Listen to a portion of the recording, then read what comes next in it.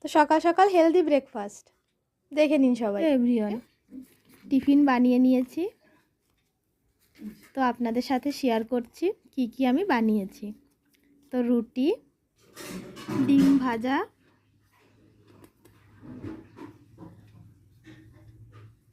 ডাল সেদ্ধ করেছি, ডাল সেদ্ধটা এখনও মাখা হয়নি আমার। একটা ডাল করেছি,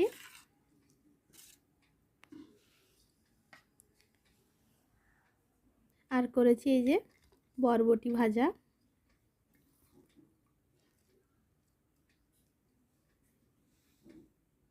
এটা করেছি পাঁচমিশালি শাক ভাজা, আর এটা হলো লাস্টে খাওয়ার জন্য কচু পাতার টক।